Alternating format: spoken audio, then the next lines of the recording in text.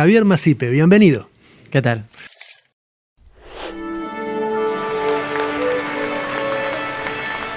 ¿Cómo estás? Bienvenido aquí a nuestro episodio especial, crossover entre música y cine, porque La Nave Podcast es un podcast dedicado a los músicos aragoneses. Pero tú no solamente eres músico, pero además estás dejando tu huella, indudablemente, en lo que es la narración de la historia, de la música popular aquí en la región de Aragón. ¿Cómo es que llegás a la música antes que al cine? Pues mi padre tocaba la guitarra y él me enseñó. Yo con 6 años ya empecé a tocar piezas de música clásica que me enseñaba con guitarra española. Y luego mi hermano Joaquín, mi hermano mayor, yo me llevo muchos años con mis hermanos. Con el que menos me llevo 12 años y con la que más me llevo 20 años.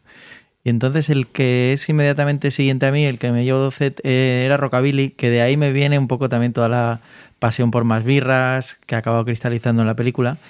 Y bueno, cuando cumplí 12 años él me regaló su guitarra eléctrica, porque vio que yo ya tocaba mejor que él y él abandonó y me dijo, bueno, toma. Entonces yo me he movido siempre un poco entre la pasión por esa guitarra española clásica que me enseñaba mi padre. Y enseguida empecé también pues, a tocar rock and roll y con 14 años o así ya monté mi primera banda de pop rock así en el colegio con los amigos. Y bueno, cuando cumplí 18 años y tenía que elegir qué estudiar, elegí estudiar cine en parte porque eso me iba a obligar a irme a Madrid. Me daba la sensación de que en Madrid iba a ser también más fácil conocer otros músicos. Y ahora me he dado cuenta que no, o sea, ahora tengo más amigos buenos músicos aquí que en Madrid y además hay otra manera de vivirlo, no sé, como con más pasión, ¿no?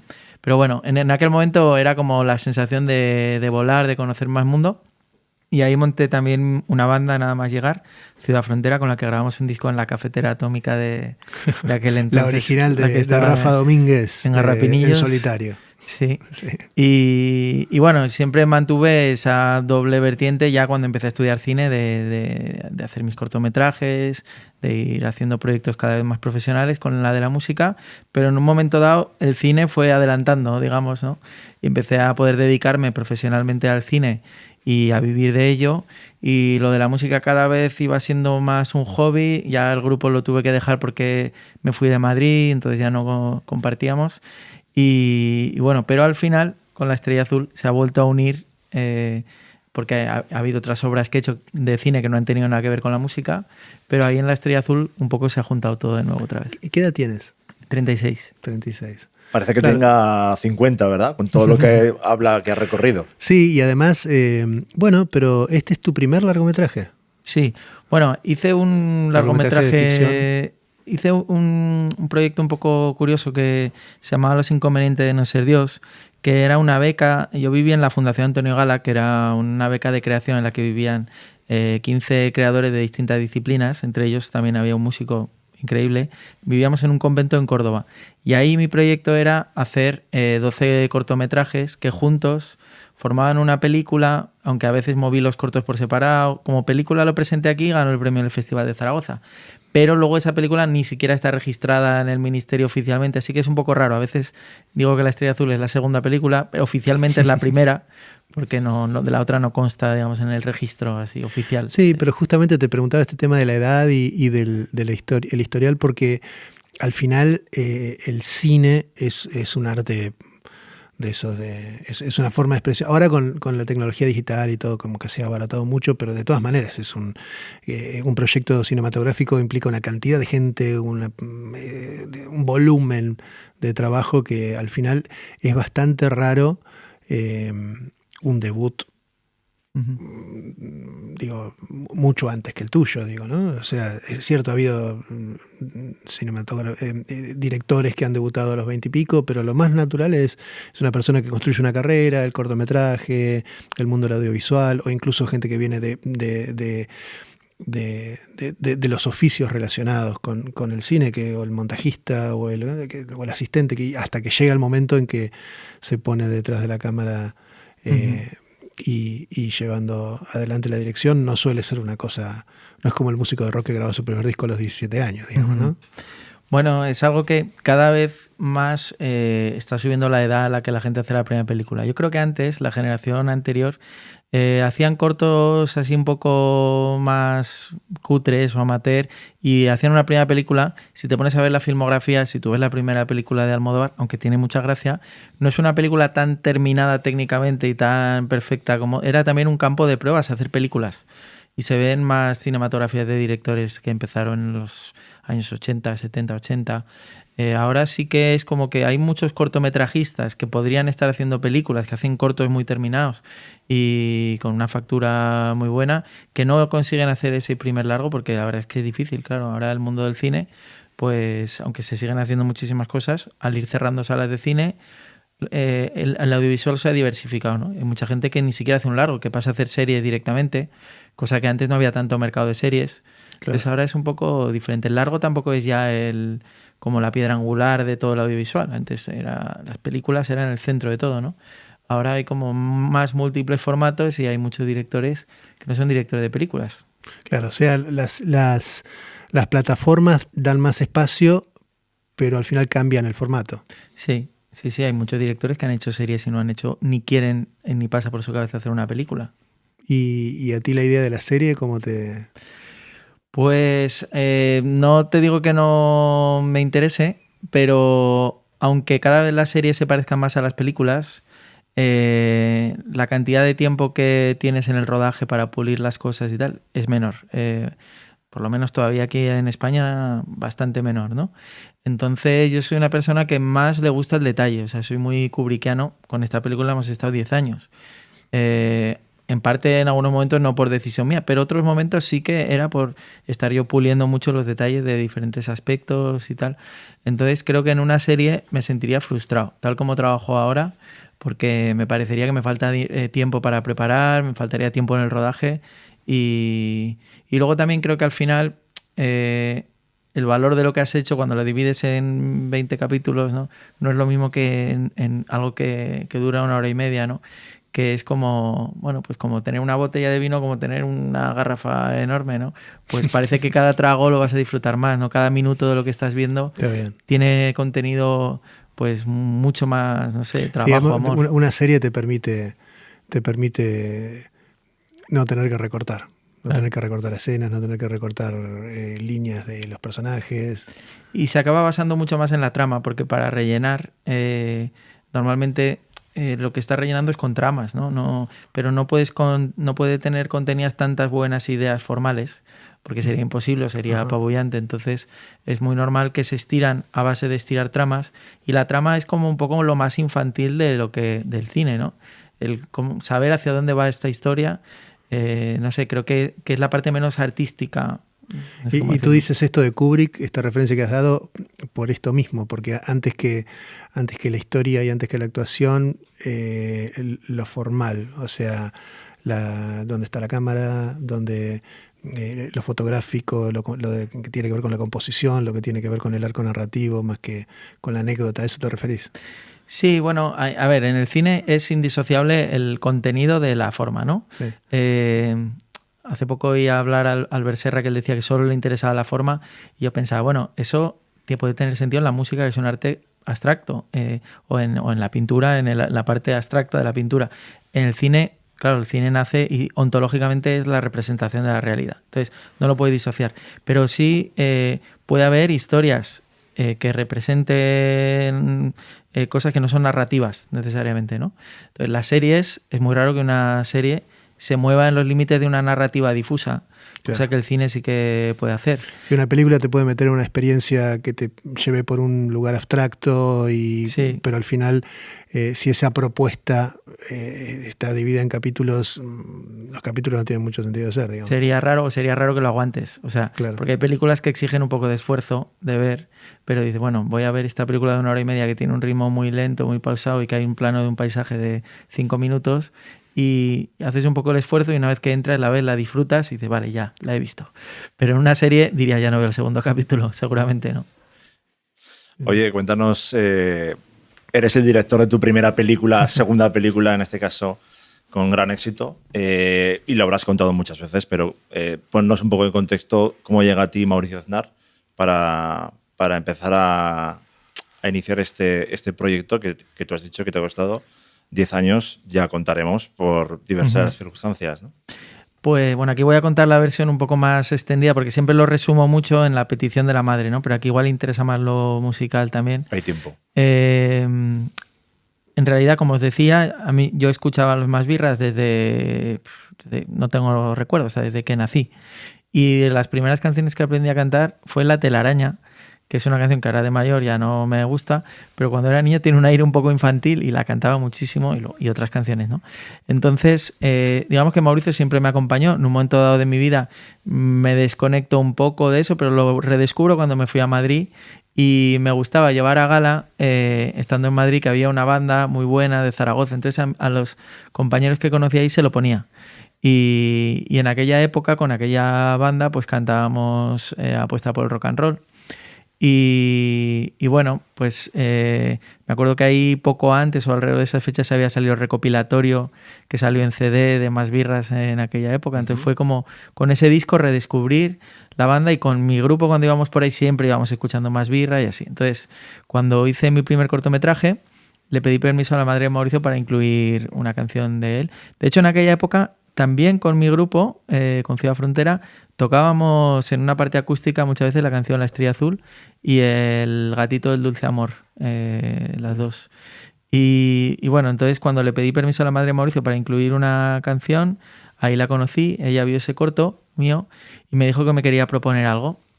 Entonces me invitó a su casa, que para mí fue como ir a la casa de la madre de Elvis. Ahora ya es algo muy cotidiano el trato con ella, pero yo me acuerdo cuando me dijo que quería contarme algo, eso fue una cosa realmente como si fuera la madre de Elvis. O sea, y fui a su casa y me explica que se había reunido con Carlos Saura en el Gran Hotel, que Carlos Saura tenía la idea de a lo mejor hacer una película sobre este tema. A él le encantaba la música, ¿sabéis? Sí. Y por lo que sea no se habían entendido, y entonces me transmitía la idea de que le gustaría que yo hiciera en algún momento una película sobre la historia de sus hijos, porque yo en aquel momento no sabía que Mauricio tenía un hermano que también era músico y que había muerto poco antes que él.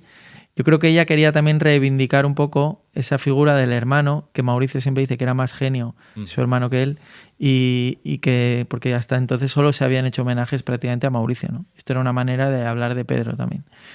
Y bueno, esto fue hace 18 años. O sea, yo tenía 18 cuando me propuso esto. No me veía capaz en ese momento de hacer una película, pero ya mantuvimos viva la relación. Nos escribíamos cartas, tenemos así de cartas que yo le mandaba, que ya me contestaba y así. Y hace 10 años es cuando ya había terminado un corto mío que estuvo nominado al Goya y que consideraba que había tenido ya suficiente trayectoria para que si escribía un largo encontrábamos producción.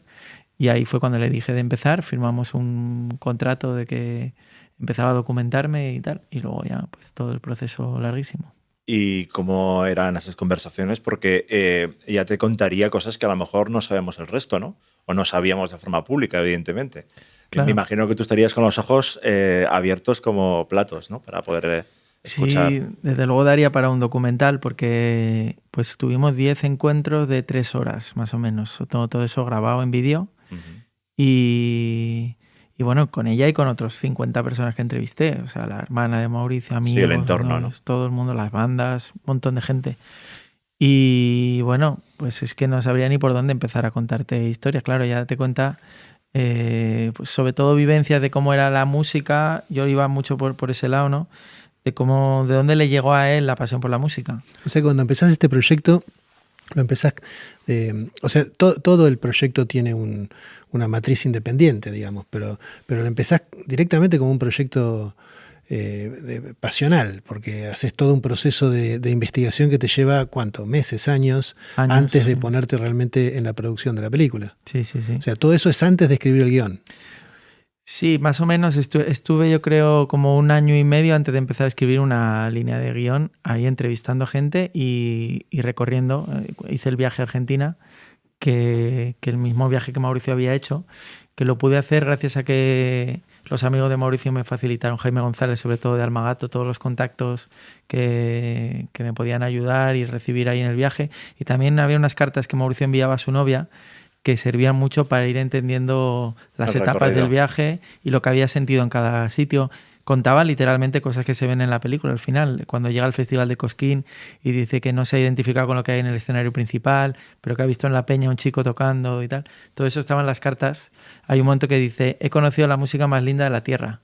Y es lo que intentamos transmitir en ese momento en la película, cuando Mauricio ve por primera vez a ese chico en la peña y tal. El personaje, el chico este que está en la peña, ¿es Peteco? No, es Demi, es el hermano Demi, pequeño también, de sí. Peteco. Sí. Sí, sí. O sea, que la película es el recorrido también un poco de Mauricio y el tío que hiciste para investigar, ¿no? Para investigar, para luego hacer la película. Es un círculo así al final. Claro, se mezclan totalmente los dos viajes.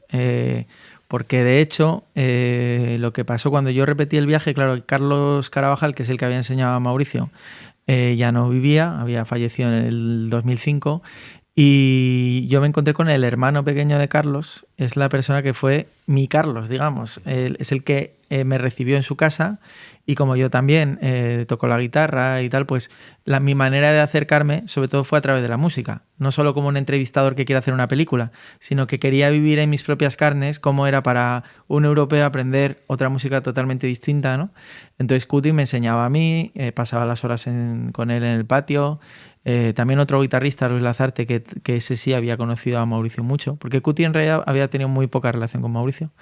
Y claro, yo mezclo en ese periplo que se cuenta en la película de aprendizaje, hay cosas que yo tampoco podía saber, de las que más le habían costado a Mauricio aprender o no, y ahí voy mezclando un poco con cosas que yo viví, e incluso los personajes se mezclan. Bueno, pues Cuti, como digo, está en la película porque lo conocí yo, pero no había tenido relación con Mauricio. Pero luego hay otros personajes, por ejemplo, el librero que le vende el libro a Mauricio, ¿no? Esa es una buena referencia de cómo se mezclan los dos viajes. Es verdad que el libro ese es el libro real de Mauricio, el que le da, ¿no? Subrayado por Mauricio y todo. Pero el librero es un libro que me vendió a mí otra versión de ese mismo libro, ¿no? Ya. Estos detalles en que personajes que están en la película formaron parte de tu historia personal, pero no la de Mauricio, pero a la vez hay otras personas que están haciendo de sus propios padres, de los personajes reales. Hay todo un entretejido que al final termina como abriéndose en flor en los últimos 10, 15 minutos de la película, ¿verdad? O sea, ¿cómo llegó ese desarrollo? ¿Arrancaste desde el comienzo diciendo voy a hacer un guión que tenga muchos niveles o te fuiste encontrando con eso? No, me fui encontrando, claro. De hecho, al principio no sabía ni cómo afrontar nada de la historia. O sea, no sabía ni si iba a haber un actor que hiciera de Mauricio. Hasta ese punto yo me planteaba incluso que la historia pudiera ser... Llegué a escribir un guión entero que era la historia de una sobrina de Mauricio que también quería ser músico y cómo ella convivía con una ciudad en la que Mauricio tenía una sombra tan larga, ¿no? Que se proyectaba sobre ella y tal. Y lo escribí entero y lo tiré, luego no me convencía. Y luego es un proceso muy paulatino de escribir, de borrar, en el que en un momento dado me doy cuenta que sí que es muy importante lo de Argentina, sobre todo cuando ya hago yo ese mismo viaje. Y esa parte de mezclar realidad y ficción, que tampoco quiero seguir ahondando mucho porque estropeamos un poquillo al final, pero de alguna manera, cuando yo hice el viaje, pensaba muchas veces qué pensaría Mauricio de que tanto tiempo después se haya plantado otro tipo con patillas ahí también en Santiago del Estero, una provincia donde no pasa nadie nunca, a aprender chacarera, ¿no? Y me lo imaginaba y decía, esto es muy bonito, esto habla de la trascendencia de alguien, que mucha gente habla de él como alguien, como un perdedor, entre comillas, ¿no? Porque, digamos, renunció al éxito en un momento dado, al final de su vida tenía una situación económica muy difícil, tocaba en la calle porque le daba la gana y él no tenía ningún juicio malo sobre eso, pero otra gente sí. Y a mí alguna gente me lo contaba como, al final él estaba muy mal porque tocaba en la calle. Es decir, hay toda una mitología, para mí en parte equivocada, sobre que estaba en un muy mal momento al final de su vida, pero fíjate en qué importante es lo que estaba haciendo, que tanto tiempo después seguimos hablando de él, hemos hecho una película. Entonces todo eso tenía que estar en la película, esa reflexión sobre la trascendencia que puede tener un artista que supuestamente no está teniendo a lo mejor el éxito o el reconocimiento en el presente, pero muchas veces los artistas necesitan que la sociedad avance para entender lo que han hecho los verdaderos genios. Vamos a eso que has empezado a comentar de que has tardado 10 años en hacer la película. Como un chaval con poca experiencia en el cine o joven se pone a pedir dinero, voy a hacer esto, y encima sobre un artista que fuera de Aragón no era tan conocido. Cuéntanos la peripecia, porque luego te viene una pandemia, te viene, bueno, Claro. todo ese tiempo de intervalo, ¿no? Pues bueno, es ese prejuicio de que es un artista solo de Zaragoza era de las cosas más complicadas para conseguir hacer una película grande, porque claro, cuando empecé a moverla, productores de Madrid, era como, bueno, pero ¿esto a cuánto público le puede interesar? Y yo intentaba transmitir, no, esto a los de Zaragoza les va a interesar mucho, pero yo voy a hacer una película que pudiera gustar incluso si el personaje no hubiera existido, ¿no? Voy a hacer una buena película. Claro, voy a hacer una película así. Claro, ¿qué pasa? Que tenemos el mal referente de los biopic que solo interesan si has conocido al personaje. Claro. Muchos de los biopics, su narrativa, tú dices, ¿tendría algún interés la película de Queen si Queen no hubiera existido? La película que existe sobre Queen, ¿no? Sí. Pues como película a mí me parece horrible. O sea, esto nunca lo había dicho así, pero la verdad es que sí. Está grabado. Siendo una de las películas más taquilleras, me parece horrible. Entonces, no te van a llamar para dirigir la película de Brian May, me parece. Bueno, entonces yo no quería hacer ese tipo de biopic. Quería hacer una película que dijeras, aunque Mauricio no hubiera existido, claro, pero esto ya requería una explicación que el productor a veces, entre tanto, ya ha perdido la atención. Ya no te estás ni escuchando, ¿no? Entonces, fue un proceso largo, escribir un guión, intentar que ese guión fuera muy bueno y al final, viendo que los productores no respondían, no es que me dijeran no, es que muchas veces ni te contestaban. Que es peor. Sí, te quedabas ahí, lo mandabas a una productora, te quedas 3 meses esperando. Yo soy de una manera que no me gustaba mandarlo a 10 productoras a la vez, me gustaba elegir la que me gusta, mandarlo y esperar, ¿no? Pues ahí va pasando el tiempo y en un momento dado dije, voy a mandarle el guión a Enrique Bunbury porque él, que ha versionado, ha apostado por el rock and roll, y yo sabiendo que él había tenido cierta relación con el cine, que había coproducido algunas películas y tal, y vamos a ver si a él le gusta y se abre alguna puerta a partir de ahí, ¿no?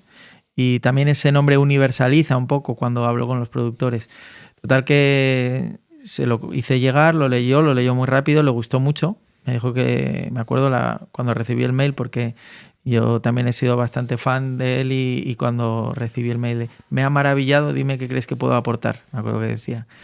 Y entonces yo aproveché para ir a Argentina otra vez, porque eso me servía para hacer un dossier con fotos y tal. Y dije, él estaba en Argentina dando un concierto en el Luna Park, me fui para allá y estuvimos hablando. Y bueno, en realidad no se concretó nada. Me pasó por la cabeza, digo, le pido dinero a ver si quiere producirla. Pero luego no me pareció que era una buena manera de alguien que estás conociendo en ese momento y sin tener yo ninguna estructura, porque aunque me hubiera dado dinero necesitas una productora, claro, algo que sepa hacer. Entonces no le pedí nada más que le dije, yo le puedo decir a un productor que cuando llegue el momento me apoyarás de alguna manera en la promoción, no sé cómo, ¿no? Y me dijo, hombre, no me estás pidiendo tampoco nada, sí, hazlo. Y eso cambió todo, porque de alguna manera me dio una autoestima también al ir a las reuniones, que yo ya no sentía que iba solo con mi guión, sino que, pues bueno, detrás había una persona que, aunque por supuesto no firmamos nada, ni era su palabra, podría haberlo cumplido o incumplido, luego lo ha cumplido. Pero los productores ya te miraban de otra manera. De hecho, en Buenos Aires, claro, yo contaba, he venido para una reunión con Enrique Bunbury, ya lo contaba como si ya fuera un amigo. No, sí, ayer cuando estuvimos tomando mate con Enrique Bunbury. Sí, estaba ayer casualmente hablando con Enrique y entonces los productores sí que decían, coño, ha venido a reunirse con este que está llenando el Luna Park, voy a recibirlo. Y uno de los que me recibió en ese viaje leyó el guión y me dijo que quería producir la película. Entonces, este productor argentino, Hernán Musalupi, había coproducido una película ya con una productora de España, con Mod Producciones, y me puso en contacto con ellos. O sea que el camino fue al revés. De hecho, la peli tiene el sello del INCA, del Instituto Nacional de Artes Audiovisuales. Claro, es una película que tiene la doble nacionalidad, digamos. Sí. Es española y argentina. Como yo. Sí. Entonces, bueno, pues luego le di el guión a estos productores de España y al principio me dijeron que no, porque les parecía muy arriesgado, bueno, todos los prejuicios, pero ya no se quitaban de la cabeza porque le había gustado mucho el guión. Y un tiempo después recibo una llamada, esa llamada que toda la vida esperas de un productor grande que te llama y te dice, oye, sí, quiero hacer tu película y queremos ser los productores mayoritarios y bueno, a partir de ahí ya vino lo que es buscar financiación, todo eso que también es complicado, aunque tengas un buen productor, pero facilita muchísimo las cosas. Pero fue un proceso, lo contrario que la gente piensa, que habría encontrado primero un productor en España, luego en Argentina. Fue al revés, primero Argentina y luego España. No. Y eso que el personaje de Mauricio Aznar, en principio, ahí es lo que dices tú, lo que ha caminado ha sido el guión, lo que ha gustado ha sido el guión, porque digamos, yo me entero de la existencia de Mauricio Aznar y de Más Birras cuando vengo a vivir aquí. No Claro. es una cosa, nosotros de allí conocemos Amaral, Los Héroes, ¿viste? Pero Más Birras, más que nunca para nosotros es una cosa de tribu de la región, ¿no? Claro. Sí, de hecho, como decía, ese prejuicio lo he tenido que luchar con él hasta en la promoción de la película, no solo para hacerla y buscar productores y todo. Y hay un punto ahí que para mí a veces es difícil, porque yo soy muy fan, obviamente, de Mauricio, ¿no? Pero intento, cuando estoy en otra ciudad y voy a una radio o voy a una radio a nivel nacional, ¿de qué trata la película? No cuento Mauricio Aznar, el líder de la banda Más Birras y de Almagato y tal, de Zaragoza, porque si cuentas todo eso, yo me pongo en la piel de una que imaginaros que a nosotros nos contan esta película que trata de Pepito Pérez de Murcia, que tenía una banda en Murcia, que no sé qué, no me interesa esa película, ¿no? Entonces intento convertirlo casi en una historia que parece de ficción, que a lo mejor no doy muchos detalles, nunca hablo de la historia real que hay detrás, porque eso se descubre viendo la película. Yo creo que es mejor no estar yo haciendo todo el rato publicidad del personaje real, sino hablar de la película para que luego la gente salga del cine y ya busque la música. Y creo que ha sido un acierto porque, fijaros, por ejemplo, el otro día me decían la cifra de que los Más Birras tenían 8.000 escuchas al mes en Spotify y ahora mismo tienen 25.000, ¿no? Claro. O sea, se ha conseguido realmente uno de los sueños, que es que se universalice mucho más. Y lo has conseguido porque yo he escuchado críticas a nivel nacional de críticos de cine que hablan de la película como, bueno, pues un éxito, algo que han descubierto y no conocían, por supuesto, a Mauricio Aznar, y que les ha gustado mucho sin haber conocido al personaje previamente, ¿no? Claro. Y es lo que tú hablabas ahora, se ha conseguido a nivel mundial, porque ¿cuántos reconocimientos lleva la película fuera de España? Pues, y en España. Ahora nos han dado el 8º premio y esto está empezando, porque ahora va a ir a muchos más festivales. Estás de gira con festivales. Cuéntanos un poco, haznos la numeración, el palmarés. La promo. Porque yo he perdido la cuenta. Bueno, la película se estrenó en San Sebastián. Eso fue lo primero que ocurrió antes del estreno comercial en cines. Y bueno, ahí tuvo un par de premios. Después fuimos a Varsovia. De Varsovia fuimos a Mar del Plata, que ahí estaba como muestra, no competía mucho. En algunos de estos festivales no podía competir porque los que son clase A, si ya has estado en otro, clase A como San Sebastián no compite, sino que se muestra. O en España hicimos un recorrido Gijón, Sevilla, Mérida. En Mérida ganó el premio del público. Creo que en Logroño también estuvimos en el festival actual, que es de música y cine. Y luego ya vino el estreno comercial de la película y ahora está viniendo como una segunda tanda, ahora que va terminando. Bueno, aún le queda bastante en Zaragoza y Madrid, sobre todo. Creo que la película puede aguantar meses, pero bueno, ya no está en todo el país, pues ya se vuelve a enviar poco a poco a festivales y ahora hemos estado, estuvo en este de Santa Bárbara que ganó el premio, estuvo en otro Sonoma, en Victoria, en Canadá, y ahora estuve en Uruguay, que fui con la película y ganó el premio del público y el premio del jurado joven. Que es una cosa, esto del jurado joven, perdona el inciso, pero en San Sebastián también ganó. Uh-huh. Es una cosa muy bonita que nosotros pensábamos al principio que sería una película esta como para gente de más de 40 años, por estar ambientada a los 90, por tratar de folclore, que parece que es algo que prejuzgamos, que pensamos que iba a interesar a la gente que le gustaba Mercedes Sosa, ¿no? Pues los jóvenes, tanto en San Sebastián como en Uruguay, la mejor película, La Estrella Azul. Eso habla de que hay invita a ser optimistas, ¿no?, hacia el futuro. Bueno, hay un viaje ahí de descubrimiento, bueno, aparte de la cosa casi de road movie, aunque sucede básicamente en un sitio, hay una historia de viaje así de descubrimiento personal que resuena con la juventud, digamos, ¿no? Sí, la apuesta por el rock and roll, ese espíritu que viene a decir lo mismo que la apuesta por la vocación o la apuesta por los caminos del corazón, es lo que significa para mí esa canción. Ese espíritu que tenía la obra de Mauricio y que tiene toda la película y que tiene la manera de vivir la música que hay en Santiago, es lo que creo que a los jóvenes les llega, ¿no? Y de hecho es que muchos me lo han escrito porque por redes sociales recibo muchísimos mensajes que son, pues me voy a atrever a dibujar, por ejemplo, ¿no? No Claro, necesariamente con la música. La aventura de coger la mochila, como hizo Mauricio y irse a Argentina a buscar lo que él quería, ¿no? Encontrar de alguna forma. Y eso es juventud de ahora también, ¿no? ¿Vos percibiste algo parecido en Santiago hoy en día cuando estuviste? ¿La relación con la música? Sí. Más allá de tu investigación para el guión, ¿cómo fue tu experiencia? Yo no creo que haya cambiado prácticamente nada de cuando estuvo Mauricio, porque lo que él relataba, que hay muchos testimonios en los que habla de lo que él vivió allí, es exactamente lo mismo que yo vi. A lo mejor si él fuera ahora te diría, no, pues ha cambiado esto o lo otro. Pero ¿Cómo lo pondrías en tus palabras? ¿Qué es lo que viste? Bueno, es una sociedad donde el folclore es totalmente transversal a las generaciones. Primera cosa que es muy diferente de aquí, que pues la jota era una cosa de nuestros abuelos o del que a lo mejor estudia en una academia jota, ¿no? Pero no es una cosa popular. Y luego los espacios aquí, la música, están como muy subdivididos, ¿no? Los jóvenes escuchan música en las discotecas o van a un tipo de conciertos.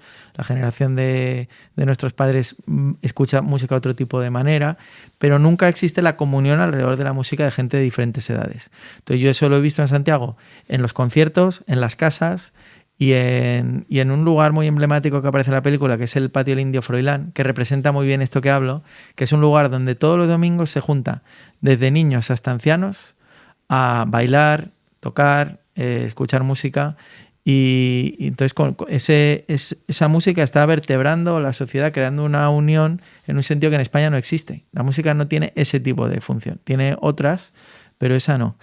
Y luego un folclore muy vivo, en el sentido que aquí es raro que la gente componga jotas, ¿no? Claro. Es como que habría que ver, no sé, seguro que hay alguien haciéndolo. Yo no lo conozco, pero ahí los jóvenes escriben canciones con sus ritmos del folclore, con sus melodías, con todos los cánones del folclore, pero hablando de los temas actuales. Y eso es lo que le da la vida, ¿no?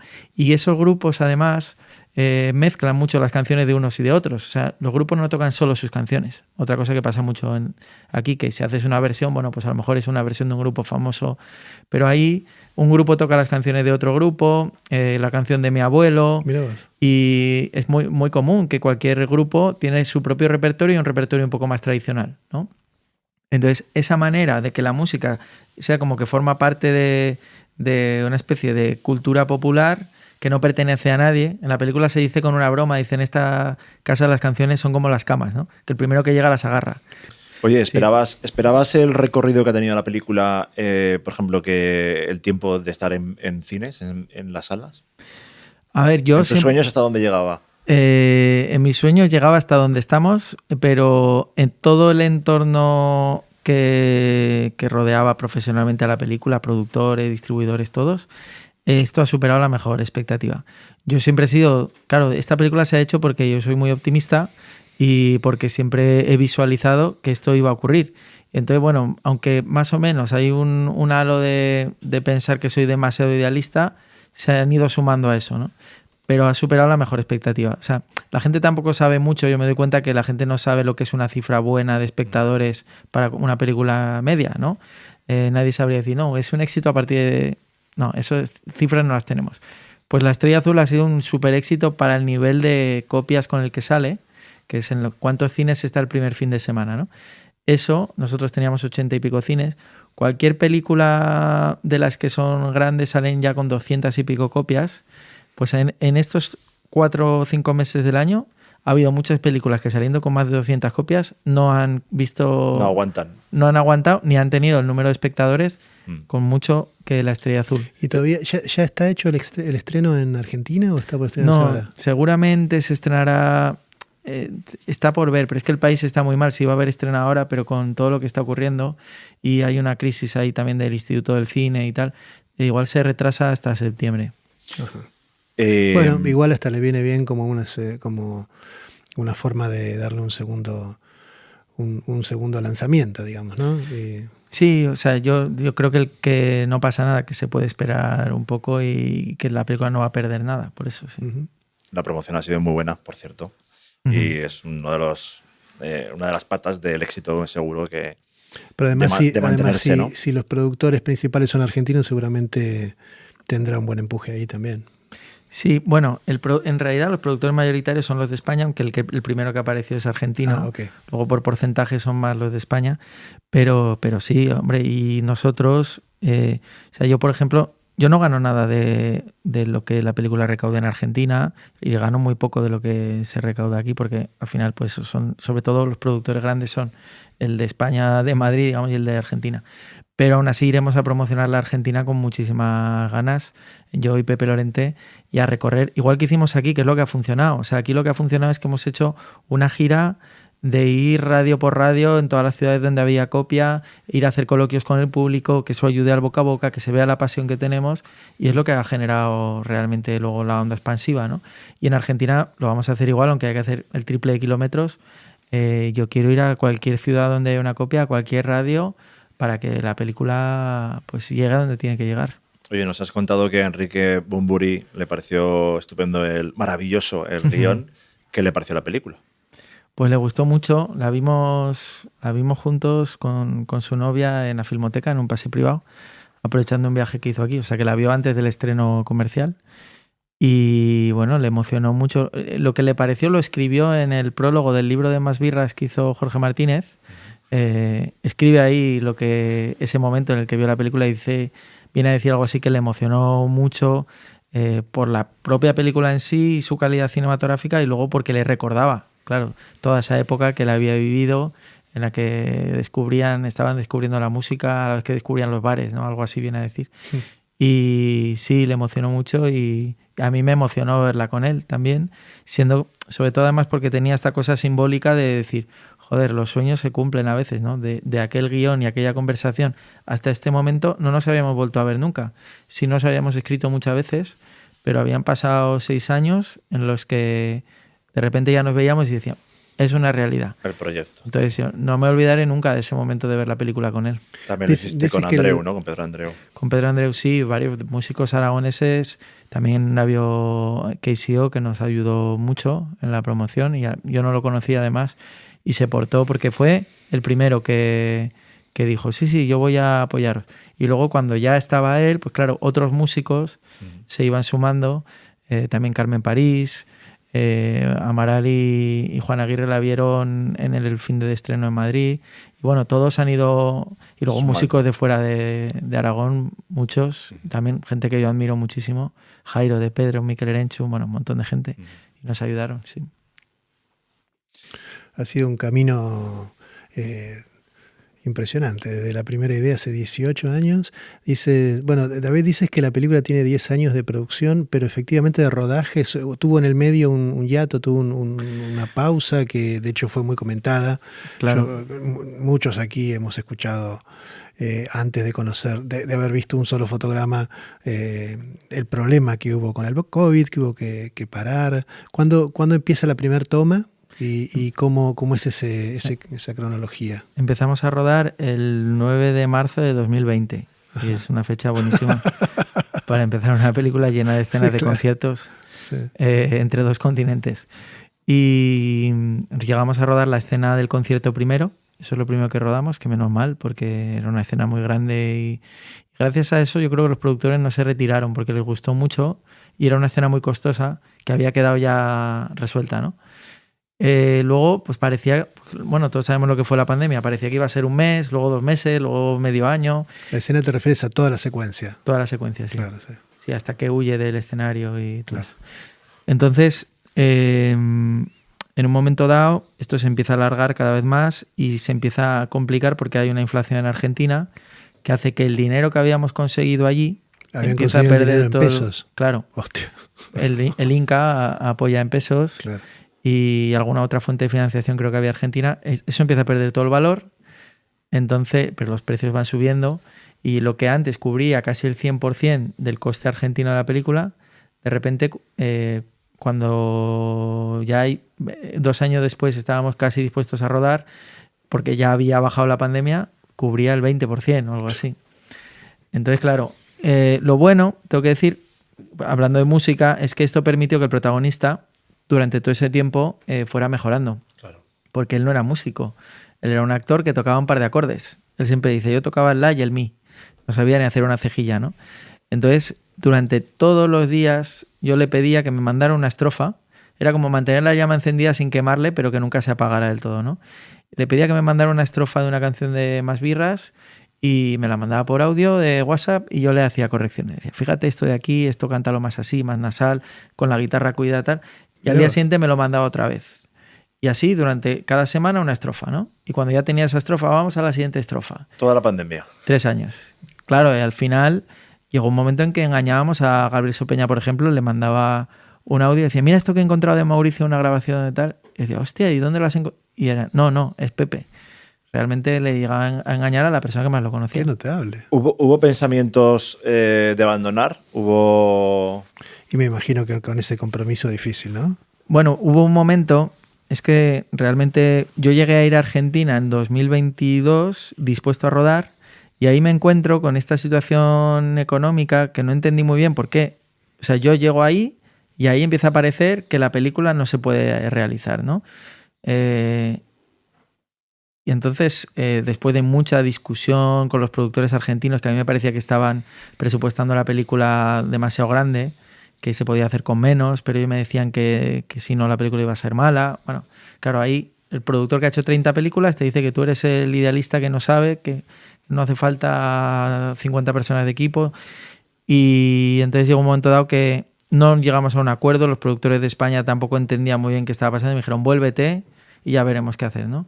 Cuando me dijeron, vuélvete, ahí me volví y me dijeron, mira, nos retiramos de la producción, cuando en ese momento pues ya llevaba 8 años dedicado a la película y 2 años esperando y parte de la película filmada y todo conseguido. Sobre todo yo decía, pero si tenemos todo lo que es verdaderamente difícil, tenemos los actores, tenemos las localizaciones, si es que si lo haría con un móvil y saldría una película buena y emocionante, porque eso lo difícil de reunir es eso, no son los medios, ¿no? Claro.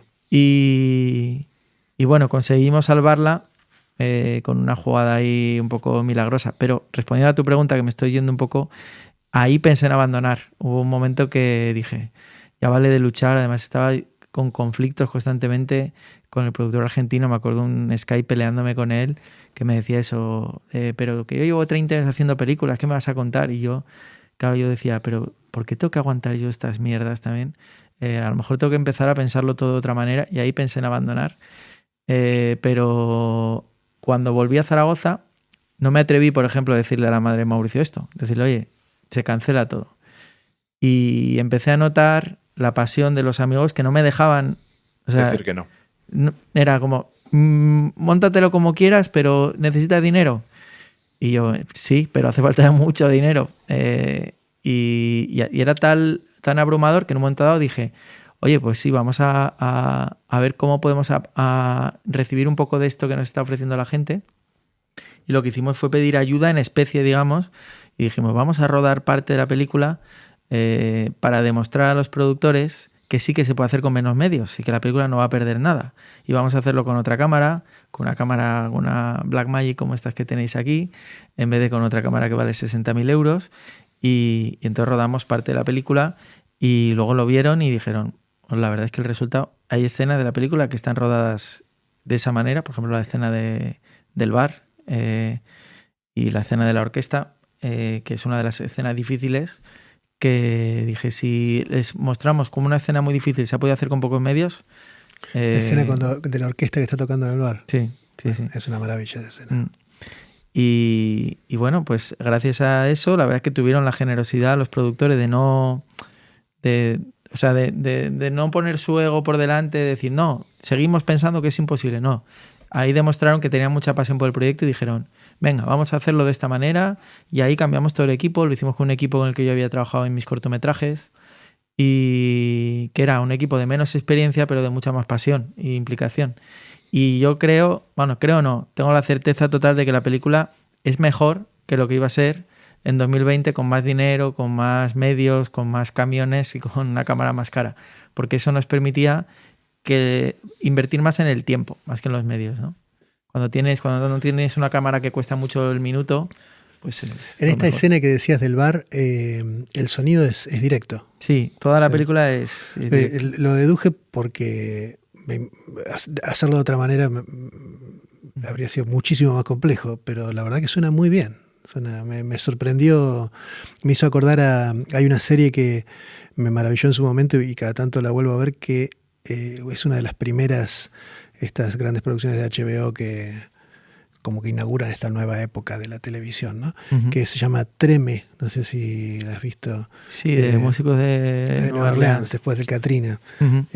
Y que lo que innova justamente Treme en diseño de producción es que todas las escenas de música están grabadas con 2 o 3 boom de arriba y todo es directo. Entonces para mí es una maravilla ver, porque no solamente cómo logran sonorizar cualquier cosa, sino además que bueno, que lo estás escuchando y tuve esa sensación como diciendo, mira, esto está hecho así. Claro, hombre, eso es de lo más, yo creo, interesante que podemos hablar en este contexto, ¿no? Que es cómo se ha hecho básicamente desde Zaragoza con equipo de los piezas principales responsable de cómo suena la música, no el sonido de toda la peli, que eso es más gente de otros sitios, han sido Guille Mata, Carlos Estella y también con la ayuda de Jorge Reverendo de otra manera, pero ellos han hecho un trabajo que no tiene nada que envidiar al trabajo que podían haber hecho en Hollywood.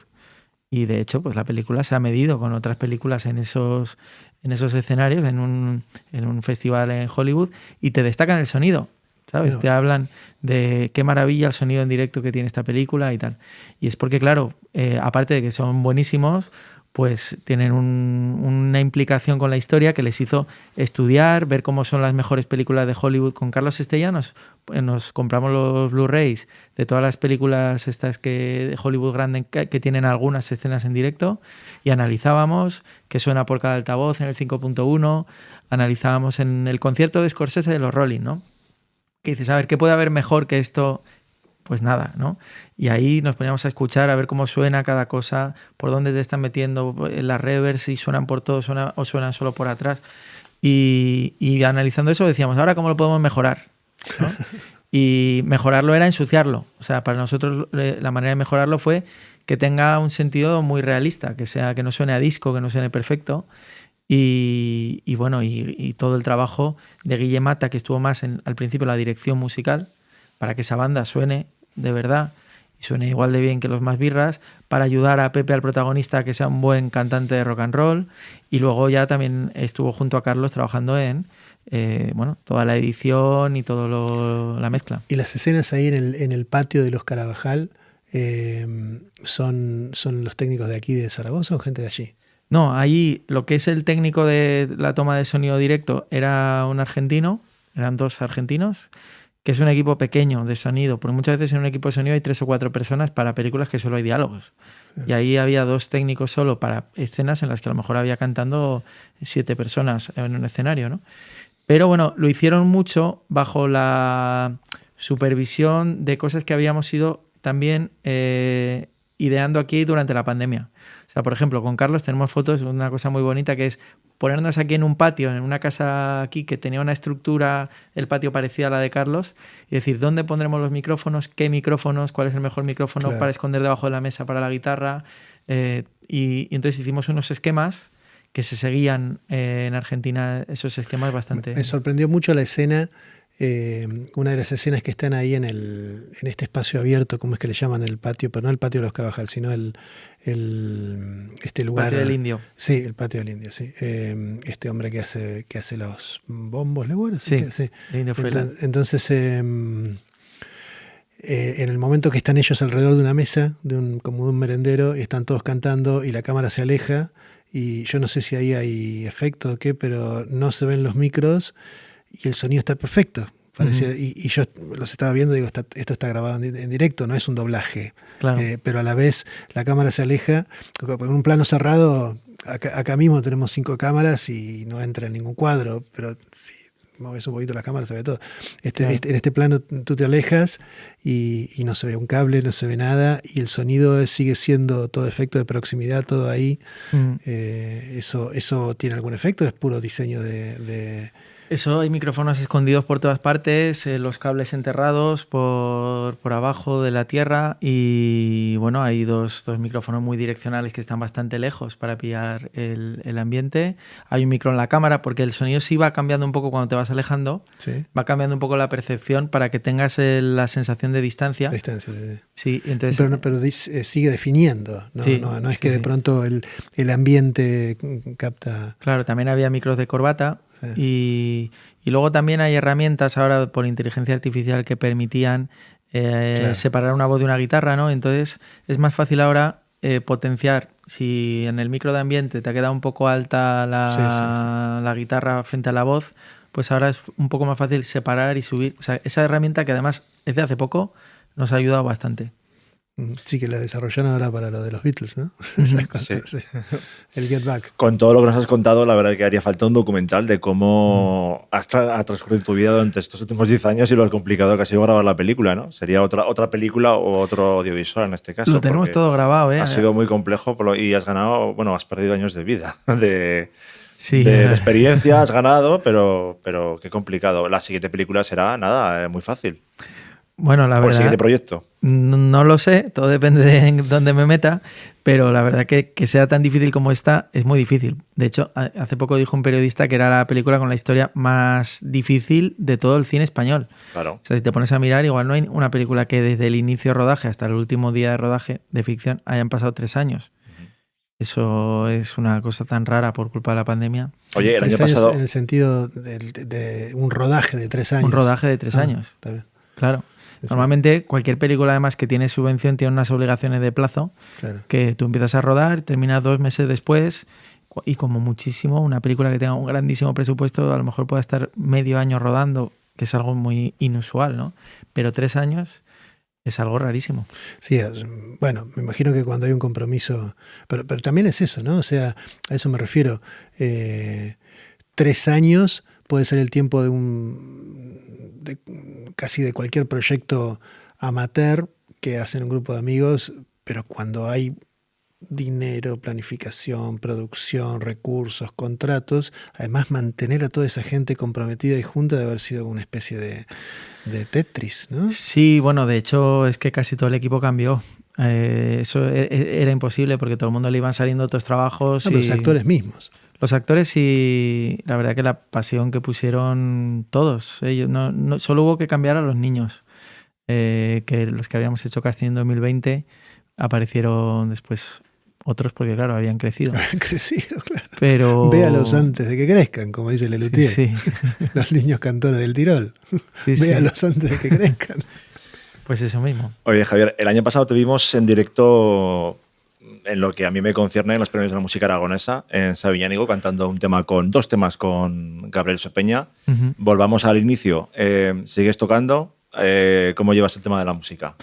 Pues sí, mira, ahora precisamente, gracias a la película, nos pareció bonito hacer el 23 de febrero, cuando estrenamos, uh-huh, hacer un concierto paralelo en la Oasis, donde de alguna manera también hiciéramos algo que yo creo que no se había llegado a hacer, que era reconciliar el rock and roll y el folclore en un único concierto, en el que no es una parte de Más Birras y otra parte de Almagato y tal, sino que un poco todo se mezclara más, y con la banda que la película ha hecho de Más Birras, con Guille Mata de director musical, Pepe cantando y yo también, a hacer todo un espectáculo, y la verdad que funcionó genial. Sí, se llenó la Oasis, la gente yo creo que se lo pasó muy bien, y entonces nos han ido saliendo conciertos para este año, mientras dure el recorrido de la película. Es algo que va a tener caducidad, o sea, no vamos a seguir haciéndolo, pero este año hacer proyecciones de la película más concierto, y están saliendo cosas muy interesantes y cada vez más. Así que ahí muy bien, porque estamos reviviendo eso, y además es un proyecto creativo, no solo un proyecto, no somos una orquesta. Hemos hecho temas que nunca había hecho Mauricio. Hemos puesto música a una letra que Mauricio había hecho en su día. Bueno, que Mauricio le había puesto música también, pero yo no lo sabía, pero le hemos perdido también un poco el respeto, y estamos preparando nuevos temas, intentando que esa fusión de rock and roll y folclore vaya por lugares que nunca los llevó Mauricio. ¿Te refieres al folclore argentino? Sí. Y en Argentina tenemos la expresión de tienes uña de guitarrero. tenés uña de guitarrero. Tenés las uñas de la mano derecha Sí. Largas porque tocas la guitarra. Sobre todo toco la guitarra española, sí. Sí, pero eso es digamos, por la música argentina o por la música clásica. Yo llevo teniendo las uñas así desde niño. Sí, desde bien. que mi padre me enseñaba a tocar piezas clásicas. O sea, nunca dejaste de tocar la guitarra española. No, bien. Nunca he dejado de tener... Es que aparte me parece que si me cortara las uñas sería una especie... Ha habido momentos que igual he estado casi un año sin tocar la guitarra, pero es una manera de tener siempre... Que si llega la guitarra voy a poder tocarla bien. La disposición, ¿no? De estar ahí con, claro. con la púa en la mano ya. Sí. Es como un tatuaje. Totalmente. Oye, yo no sé si ya para terminar o no, pero no quiero dejar de hacerte esta pregunta y es, ¿tú qué piensas que diría Mauricio ahora, a día de hoy, si pudiera ver la película o el proyecto? Hombre, la película estoy seguro que sería su película preferida. No tengo ninguna duda. No tanto por el arte que yo le haya podido poner, ¿no? Sino por trata de sus grandes pasiones, ¿no? Y creo que hemos intentado que la película tenga mucho de su espíritu, en el sentido que es una película tragicómica, ¿no?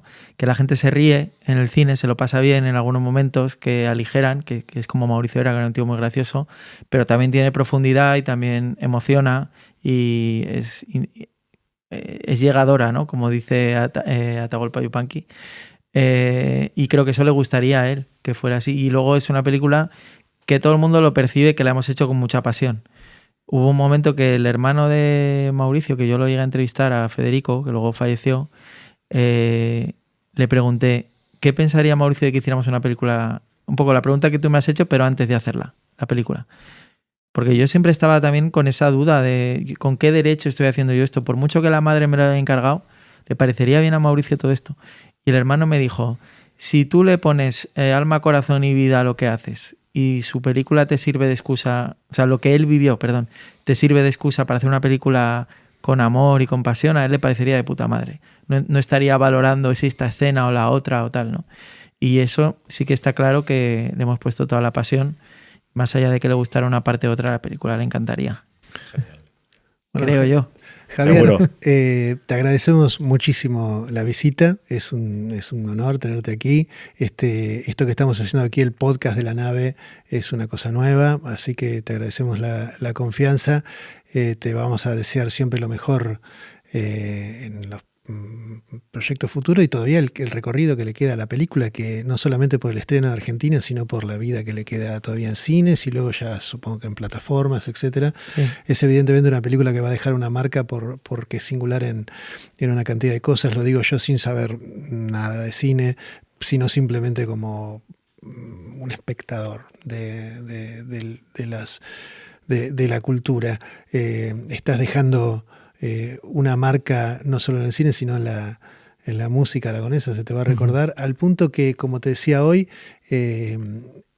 alguien como yo, que viene primero de visita y luego quedarse en una cultura que todavía intento comprender, llegué a escuchar de tu película y de tu proyecto y de la pasión y de las cosas que estaban sucediendo en esos sets antes de haber visto ningún fotograma, así de esas son las olas que ha hecho lo que has hecho en todo esto. Así que tendrás que estar muy orgulloso y te deseamos lo mejor para los proyectos futuros. Te lo agradezco mucho, os agradezco la iniciativa que tenéis.